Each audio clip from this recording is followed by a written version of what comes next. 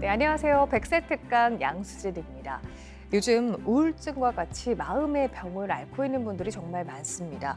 근데 또 최근에 새로운 소식이 하나 있는데요. 바로 우리나라가 OECD 가입국 중에 노인 자살률이 1위라고 합니다. 그래서 오늘 이 시간에는요, 노인 우울증에 대해서 이야기해 보려고 합니다. 오늘도 귀한 자리해 주신 김의신 박사님 소개해 드리겠습니다. 박사님 안녕하세요. 네, 안녕하십니까. 네, 이 노년기 어르신들의 마음의 병이 깊은 것 같습니다. 우리나라가 이렇게까지 노인 자살률이 심각한 이유는 어디에 있다고 생각하시나요? 그리고 우울증은 이게 하나의 이제 정신적인 문제인데, 여러 가지 요인이 합해서 복합돼서 다른 이제 만성 질환과 마찬가지로 작용을 할 텐데, 무엇보다도 이제 젊은 사람들은 역시 강한 스트레스, 또 이 나이가 드는 사람들은 가장 중요한 것이 결국 외로움, 하고 이제 경제적인 근심, 이게 어느 정도 이제 옛날에는 이게 문제가 없었는데, 왜냐하면 다 한 5, 60 돼 가지고 되게 이제 죽게 되니까. 근데 요새 뭐 80, 100년까지 살다 보니까 이게 어느 정도 경제적인 능력이 있지 않으면은 그냥 겨우 먹고 사는 걸로 살다 보니까 이게 흥미가 없는 거예요. 삶에 재미가 없는 거예요. 근심은 더 많아지는 근심. 몸이 가령 아프다. 그러니까 특히 여자분들 한국 여자분들 치고 이 여기저기 쑤시지 않는 여자가 없어요. 평소에 일을 많이 해서 다 근골력이 약해진 것도 사실이지만은 대부분 자식들 문제, 또 뭐 이런 남편들 이런 걸로 해가지고 이게 그냥 근심 걱정이 너무 많다 보니까 이게 이제 그런 걸로 해서 우울증이 오는 거예요. 그렇군요. 지금도 설명을 해주셨지만 일반적인 우울증이랑 노인 우울증의 특징적인 차이점이 있다면 어떤 것들이 좀 그러니까 이제 다를까요? 제가 말씀드린 것처럼 노인들은 온 경제적인 자식 뭐 이런 거 근심이 많고 어디 아파가지고 평생을 치료받는 사람들, 이런 사람들은 우울증이 생길 수밖에 없어요. 왜냐하면 그렇게 살 바에는 죽고 싶은데 죽고 그 함부로 죽을 수가 없거든. 마지못해 사는 사람들이 너무 많은 거야. 그런 것을 이 신앙으로 이겨야 되는데, 우리 믿는 사람들은 어떤 처지에서도 우리가 살고 있는 목적, 그러니까 한 사람이라도 더 예수를 알게 하고 전도하는 그 사명이 있다는 걸 생각하면은 어떤 처지에서도 그렇게 우울할 필요가 없는데, 그런 생각보다는 우선 현재 살고 있는 삶이 재미가 없는 거야. 그러니까는 그 생각의 차이. 이 자녀분들도 부모님이 하시는 어디가 쑤시다, 아프다 하는 그런 말들을 그냥 가볍게 넘기지 말아야겠다는 생각이 또 들기도 합니다. 그렇죠. 그러면 식욕 감퇴나 불면증 뭐 이런 것들도 노인 우울증의 증상에 해당하는 사안일까요? 그렇죠. 왜냐하면 삶에 흥미가 없으니까 먹고 마시는 게 재미가 없는 거야. 먹고 마시는 거. 그리고 이제 우리가 그런 근심 걱정을 하면 그 식욕을 돋구는 글레린이라는 호르몬이 이제 덜 나오고, 또 반대로 식욕을 떨어뜨리는 렙틴이라는 호르몬이 더 많이 나와. 그러니까 자연히 근심 걱정 우울증에 빠진 사람은 식욕이 없게 돼 있어요. 그러니까 갈수록 더 기운이 없지. 기운이 없으니까 만사가 다 싫어지는 거야. 그리고 여기저기 아픈 사람들, 약으로 겨우 그냥 사는 사람들, 그 약의 부작용도 있지. 약 먹기도 지겹지. 이러니까 재미가 없는 거야. 사실상 사는 재미를 그러니까 스스로 터득을 해야 되는데, 그러니까 젊어서부터 자꾸 이제 그 뭔가 자기가 할 수 있는 취미를 또 즐거운 일을 자꾸 개발을 해야 돼. 이게 그림을 그린다든지, 예? 그러니까 뭐 하다못해 하모니카를 불어본다든지, 뭐 이런 것을 자꾸 해보고, 이제 미국 사람들은 특이하게 그냥 대개 이제 나이가 좀 들기 시작하면은 자기가 어려서부터 하고 싶었던 걸 하려고 그래. 내가 데리고 있던 유명한 물리학 교수인데 은퇴하기 전에 그만둬야 되겠다. 그래서 왜 그러니까 자기 하고 싶은 거, 뭘 하고 싶은 게, 그 어려서부터 그 버스를 타고 학교로 가는데 그 버스 운전사가 그렇게 자기한테 친절하게 하고서 자기가 나도 크면 버스 운전사가 돼야지, 그걸 잊어버린 적이 없대. 그래가지고 그 버스 운전 그걸 그냥 공짜로 돈을 안 받고 공짜로 자원해가지고 하더라고. 근데 몇 년 만에 만나니까 그렇게 얼굴도 좋아졌고 아주 그렇게 행복해 하더라고.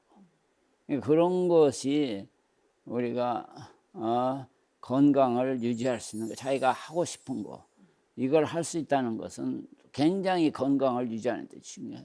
그렇군요. 노인 우울증을 극복하기 위해서는 내가 좋아하는 것들을 더 적극적으로 찾으시려는 그런 노력들이 굉장히 좀 중요하겠습니다. 근데 또 치매 발병 전에 노인 우울증으로 전조 증상을 띈다, 뭐 이런 얘기도 있더라고요. 노인 우울증이랑 치매는 어떤 차이가 있을까요? 근데 이제 치매는 이제 기억력이 떨어지기 시작하면서부터 인지 능력이 떨어지는 것이 이제 치매야. 그래서 점점 지나면 혼돈되고 뭐 이런 건데, 이런 노인 우울증은 대부분의 이제 무관심한 것처럼 하면서 아무것도 안 하려고 그러지, 게을름 피는 것처럼. 이 많은 코미디언들이 우울증에 걸려갖고 자살을 한다고. 이 남 앞에서는 깔깔대고 웃기고 하는데 스스로 본인의 그 심각한 내부의 어떤 고민 같은 거, 이런 거 있는 사람들이 자살을 해요. 그러니까 그 참 아이러니컬하지. 그러니까 그건 이제 좀 극단적인 예외적인 거고, 일반적으로 이렇게 자주 웃고 다른 사람하고 자주 만나서 얘기하고 이러면은 그렇게 우울증이 생기기도 힘들어요. 그러니까 이제 교회를 열심히 다니는 사람은 일반적으로 다 건강에, 특히 정신 건강에 다른 사람보다 큰 혜택을. 왜냐하면 교인들하고 만나서 같이 여러 가지 자기 어려움을 얘기할 수 있으니까. 그러나 이제 혼자서 특히 이제 되게 그 통계적으로 보면은 부부가 살다가 한 사람이 여러 가지로 죽으면은 그 남편이 한 80%는 1년 안에 다 죽어. 그 왜 죽냐 보니까 대부분 외로움 때문에. 이게 외로움이 그렇게 몸을 망가뜨려. 이게 외로운 사람들을 자꾸 유심하게 특히 이제 교회에서 그런 사람이 있으면 굉장히 그건 교회가 책임을 져야 돼. 인지력이 저하되고 뭐 기억력이 저하되는 거는 뭐 명백한 치매에 대한 전조 증상이 될 수 있겠지만, 그런 것들을 다 넓게 봐서 조금 더 노인 우울성으로까지 좀 우리가 세심하게 짚어볼 필요는 있겠습니다. 그렇죠. 그럼 또 앞서 말씀하신 대로 또 우울한 감정을 표현하지 못해서 주변에 내가 우울증임을 감추는 사람들, 또는 뭐 이 정도는 다 힘들지 않아? 다 똑같이 사는 거 아니야? 라고 하면서 본인이 우울증이 있음에도 불구하고 자각하지 못하는 사람들도 굉장히 많은 것 같아요. 이렇게 우울증을 본의 아니게 방치하게 될 경우에는 어떻게 되는 걸까요? 그러면 이제 심리 상담이 제일 좋은 방법이에요. 그러니까 교회에서도 뭐 모이자 하는데 유독 핑계대고 자꾸 안 모이고 이제 이런 사람 있잖아. 그런 사람들을 유심히 봤다가 계속 그러면은 그런 사람들을 찾아가서 자꾸 얘기를 시키고 그 문제를 찾아내도록 심리 상담 또 이제 전문가들이 있어요. 심리 상담 미국 같으면 그런 심리 상담사들이 역시 전문가니까 그런 사람하고 연결을 시켜서 그런 사람들 하여금 그 마음속에 갇혀 있는 여러 가지 근심 걱정 이런 것을 해소할 수 있게 방법을 강구해야 돼. 그렇군요. 이 치매도 경증도 뭐 중증도에 따라서 그 치매 단계가 다른 그렇죠. 것처럼 그러면 이 우울증도 그럴 거라고 마찬가지야. 생각을 합니다. 그러면 그럼 노인 우울증 정도가 좀 심해서 말씀해 주신 것처럼 정신의학과를 다닌다든지 약물 치료를 받게 되는 경우에 혹시 노인이어서 기능이 좀 떨어지는데 약물 부작용에 노출되는 건 아닌가 이런 염려하시는 분들도 계실 것 물론 같아요. 있죠. 그러니까 대부분 이제 항우울제를 많이들 쓰는데 그것도 오래 쓰면은 이제 부작용들이 생겨가지고 입맛 떨어지게 하고 이렇게 낮에 졸게 하면은 밤에 잠을 못 자니까 그런 이제 부작용 자꾸 그리고 입이 마르고 그렇다고 그 항우울제 이런 거 쓰면은 변비가 되고 그러니까 그런 사람들은 계속 물을 더 많이 마시게 하고 그리고 자꾸 이렇게 간단한 운동이라도 자꾸 그 뭐 걷는 것뿐만 아니라 산책 이렇게 같이 이제 주위 친구 가족들이 일부러 같이 걸어주고 이렇게 뭔가 같이 간단한 무슨 공을 차든지 뭐 이런 식으로 해서 자꾸 참여하면서 뭔가 좀 왜냐하면 그런 분들은 이게 즐거움이 없으니까 즐거운 것을 찾도록 자꾸 옆에서 협조하는 것이 제일 좋은 거. 그럼 박사님께서는 우울증의 정도가 심하다면 노인 우울증일 경우에는 그래도 적절한 약물 치료는 그렇죠. 필요하다라고 약물 보시는 그러니까 거죠? 이제 전문가한테 가서 이제 그런 약도 종류가 여러 가지 있는데 가벼운 것부터 시작해가지고 이렇게 이제 항우울제 같은 거 쓰면 조금 낫다고 신경을 조금 그 자극시키는 여러 가지 그런 약물도 있고 그러나 무엇보다도 우리가 운동, 음악 이런 걸로 해가지고 가볍게 그 제 마음을 좀 바꾸는데 이런 것이 필요하다고 생각해요. 네, 이 우울증이라는 병을 좀 숨기고 방치해 두기보다는 적절한 약물 치료를 병행하되 꼭 사회 활동을 하시면서 건강하게 나을 수 있는 방안들을 그렇죠. 좀 찾아 나가시는 게 좋겠다는 생각이 듭니다. 치료도 중요한데요. 결국에는요, 이 우울증을 극복해야겠다라는 마음가짐이 더 중요한 것 그렇죠. 같아요. 우울증을 극복하려면 그럼 어떤 노력들을 좀 생활에서 하면 좋을까요? 그러니까는 뭐 계속 우리가 얘기지만은 우리 몸이 활력소를 찾으려면은 결국은 이제 기본적으로 잘 먹고 마시는 거. 그 다음에 그렇게 하려니까 마음이 이제 어느 정도 편안해야 되고 긍정적이야. 내가 아까도 말씀하신 것처럼 이 병을 이겨보겠다. 그리고 이제 우울증도 병이니까 이걸 이겨보겠다는 우선 그러려면은 그 삶의 목적이 어느 정도 뚜렷해야 돼. 그러니까 이제 아무 그냥 그럭저럭 사는 사람들은 이런 문제에 당하면은 힘들어하죠 훨씬. 그러나 이제 미국 사람들처럼 웬만한 내 주위의 미국 친구들 보면은 자기 애가 있는데도 다 해외에서 입양을 하는 애들이 한둘씩 있어. 근데 그 입양한 애들이 보면은 이 전부 다 장애인들. 그러니까 그런 애들을 기르면서 자기가 우울할 수가 없어. 내가 물어봤어. 왜 너는 아들도 둘 있고 딸도 하나인데 어떻게 장애인을 또 데려다가 기르려면 너 부인이나 얼마나 힘들겠냐. 힘든데 그러나 그게 가장 좋은 산교육이래. 자기 애들한테. 예, 그런 사람들은 우울할 시간이 없어요. 바쁘기도 하지만 그런 걸 통해서 그 감사한 마음이 생기는 거야. 이 전쟁 중에는 우울증이란 게 없어요. 왜 요새 한국이 이렇게 우울증이 많냐? 내가 너무 잘 살으니까 우울증이 많은 거야. 너무 편안하니까. 편안한 것이 절대 우리 몸에는 좋은 게 아니야. 우리 몸은 계속 노동을 하게끔 하나님이 창조를 했어. 근데 그냥 편안하게 놀고 먹으면서도 아주 잘 살라고 하는 것은 이건 원래 창조 목적에 어긋나는 거예요. 그러니까 근본적으로 일을 시켜야 돼. 그러니까 미국 사람들은 어려서부터 이 주일학교를 통해서 단기 선교를 보내. 잘 살아도 이 단기 선교를 한번 갔다 오면은 애들이 한 달 동안 말이 없어요.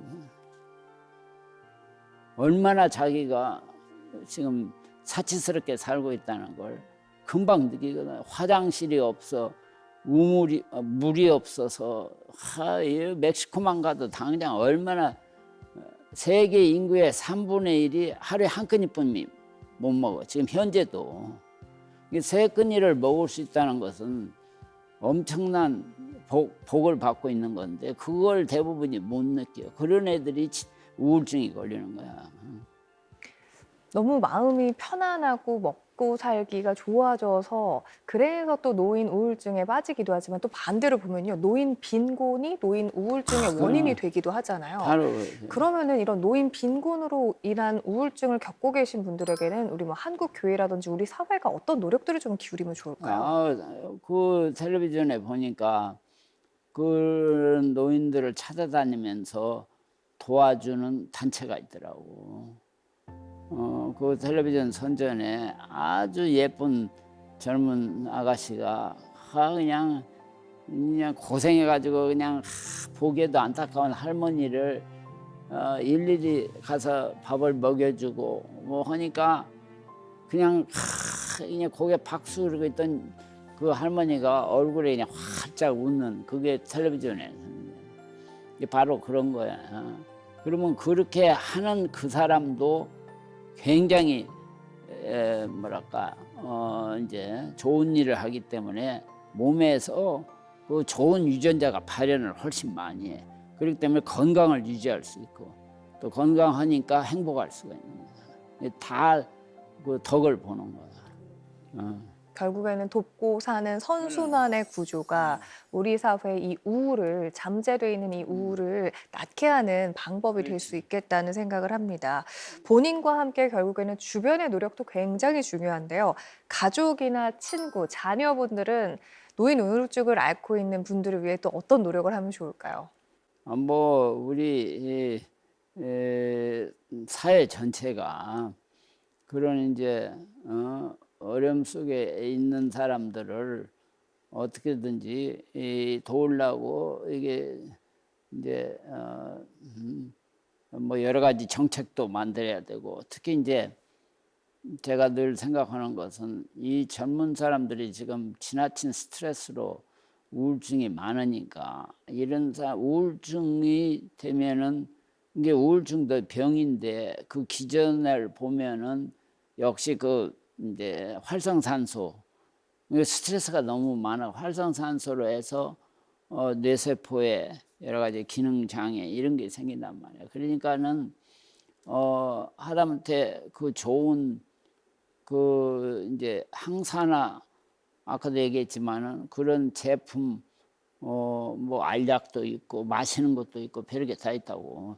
그런 것도 이렇게 좀 구입해서 특히 그 시험 지옥에 있는 젊은 애들한테 그런 것도 좀 줘보고 또 무엇보다도 이 교육을 시켜야 돼. 미국 사람처럼 좋은 학교 뭐 이런 거 꼭 좋은 직장 뭐 이렇게 해서 절대 행복한 게 아니라는 걸 그 뭐 매년 하버드에서 연구해서 나오는 그 보고를 보면은 이 돈이 많을수록 불행해.